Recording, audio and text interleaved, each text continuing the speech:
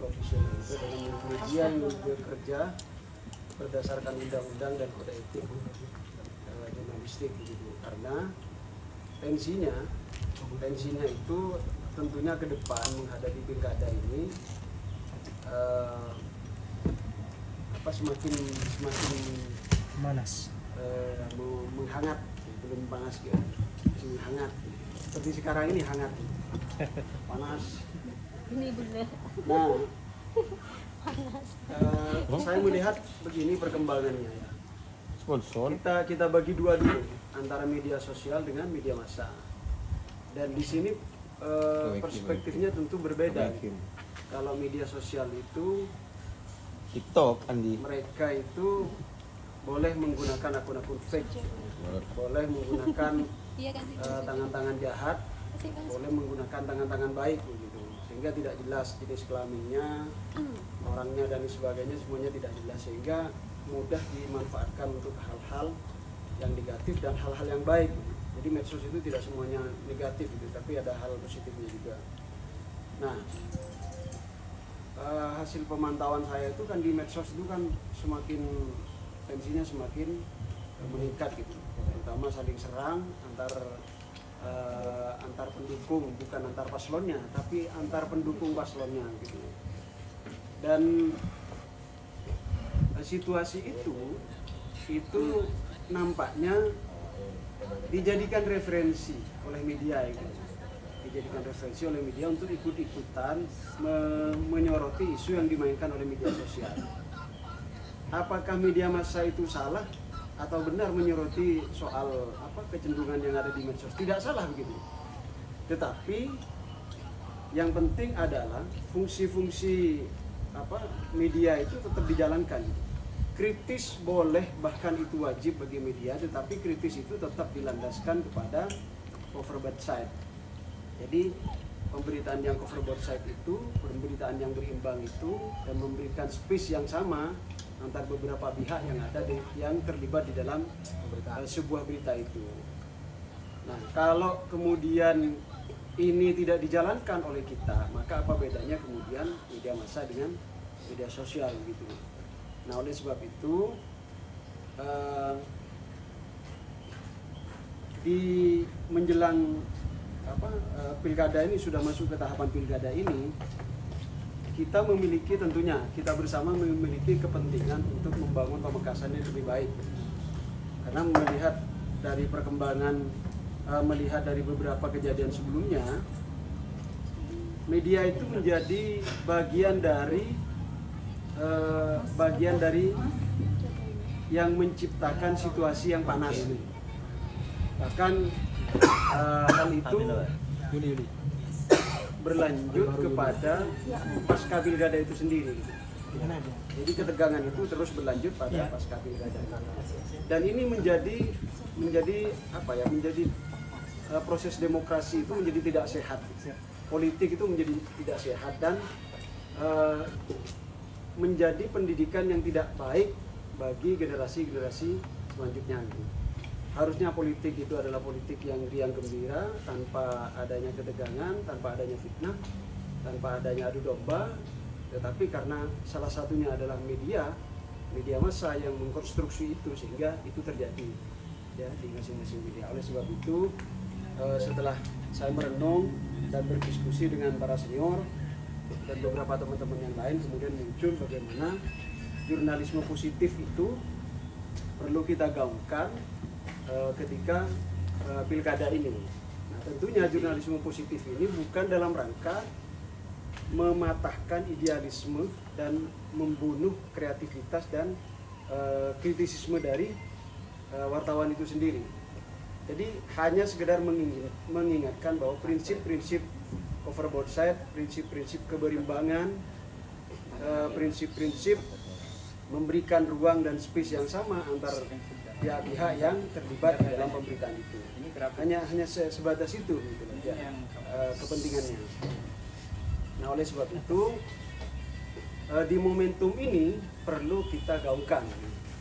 Kita perlu gaungkan bersama-sama bahwa kita media itu, wartawan itu memiliki peran yang sama dengan para politisi Tanya, untuk kan. menciptakan demokrasi yang lebih baik, Yang besar kondisi kayak pemekasan yang lebih baik.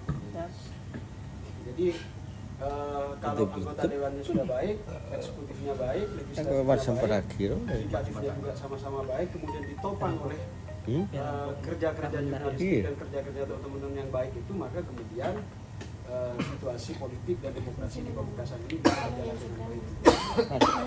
Jadi arahnya ke sana, idealismenya memang ke sana.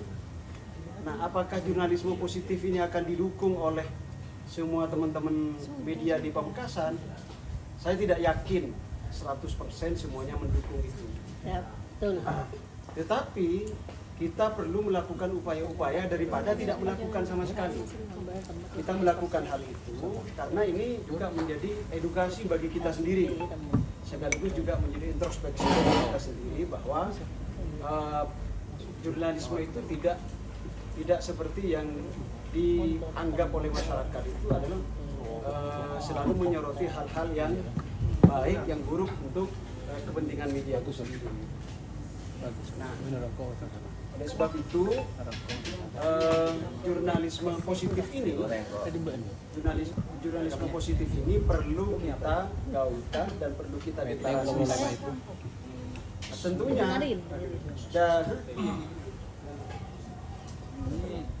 tentunya, lu cuma mikir ngakanan karena jadi nggak bias. Iya, kemarin juga ngakan, Kan ya sambil anu. Tentunya momentum ini perlu kita lakukan dengan melibatkan semua stakeholder yang memiliki kepentingan terhadap pembangunan di Pamekasan. Saya sudah komunikasi dengan beberapa teman-teman. Saya tidak mewakili kepentingan satu paslon pun ya.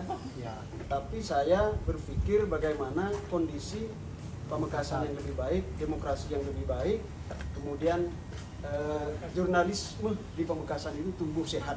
Ya, betul. Jadi kalau dikait-kaitkan dengan kepentingan salah satu kelompok, mohon maaf. Ya, kemarin saya sudah komunikasi dengan bukan tim medianya ya, tetapi orang yang dipercaya oleh paslon itu untuk berkomunikasi dengan teman-teman media. Kalau di pasangan berbakti itu ada Esa Arif dan Ridwan, kemudian juga Bang Musi, kemudian kalau di Tauhid itu ada Mas Wawan dengan Mas Rosi, kemudian di Karisma itu ada Mas Iqbal. Nah, mereka semuanya sepakat gitu. Karena ini momentumnya adalah politik, jadi mereka yang saya ajak komunikasi lebih awal gitu. Sehingga pada siang hari ini kita ingin membangun kesepakatan bersama-sama, mencari satu pandangan yang sama agar jurnalisme positif ini perlu kita sepakati bersama-sama untuk Pamekasan yang lebih baik. Beberapa pihak yang sudah dikomunikasikan dan menyambut respon dan merespon positif atas kegiatan ini, diantaranya Bawaslu, KPU, Polres, dan masing-masing paslon. Jadi semuanya mendukung ini. Jadi tidak ada satupun paslon itu yang menolak ide ini. Semuanya mendukung gitu. Bahkan dukungan itu tidak hanya dukungan moral, tapi dukungan finansial, insya Allah mereka siap. Gitu. Nah, selain itu butuh juga tambahan wawasan bagi kita. Gitu. Jadi saya sudah komunikasi dengan teman-teman di Aji Surabaya. Kebetulan mereka punya kegiatan di Madura. Tanggal 21, mereka siap hadir menjadi narasumber memberikan materi tentang isu-isu sensitif selama pilkada, dalam pemilu dan pilkada. Jadi kira-kira isu sensitif apa kemudian yang itu menyebabkan yang sering menjadi sorotan media, gitu. Sehingga isu-isu sensitif itu kemudian menimbulkan beberapa efek-efek, gitu. Terutama efek negatif, gitu. Jadi hal-hal yang sensitif, misalnya salah satu contohnya ketika liputan itu menyinggung soal isu sara, ya, suku, agama, ras antar golongan. Nah ini sangat berbahaya ketika itu bukan berbahaya, sangat sensitif gitu loh, dan itu bisa menimbulkan keretakan, bahkan terjadi benturan antar kelompok pendukungnya satu dengan yang lain. Meskipun benturan itu tidak bisa kita hindari, tetapi benturannya jangan keras gitu. Benturannya jangan keras, bentur gesekan boleh ya. tapi Lembut benturannya deh, jangan Om. keras. Benturan pindul biasa. Tapi kalau benturannya sampai mematahkan tulang, jangan sampai. Nah, jadi itu dan rencananya tanggal pelaksanaannya itu tanggal 21. 21 apa mas? 21 September. Hamin 1 penetapan. Hamin 1. Tanggal 21 itu Sabtu malam Minggu. Oh malam? Ya. Malam minggu. Ya bisa Sabtu pagi, siang, yang penting tanggal 21 gitu. 21 Pak. Nah, Di mana itu? tempatnya belum. Jadi makanya kita siang hari ini bersama-sama gitu loh. Ya siap. Dan penyelenggaranya ini siapa? Penyelenggaranya adalah semuanya yang cuman kita menjadi EO-nya, menjadi organizer-nya. Nanti Siap. kayak KPU, Bawaslu, kemudian masing-masing paslon, Polres, Kodim, semuanya terlibat di dalamnya di situ. Kalau semuanya dilibatkan dengan kegiatan yang positif seperti ini, insya Allah siapapun akan ikut terlibat di dalamnya. Betul. Silakan dilanjut dulu. Halo. Nah, terima kasih. Ini sekedar memberitahukan, ini dari Kak Taufik ini bukan langsung fake ya, tapi ini mau dibahas biar tidak ada kesan ini apa ya, ya hanya dari Kak Taufik gitu. Khawatir dari teman-teman, ini dari Pak Ketua juga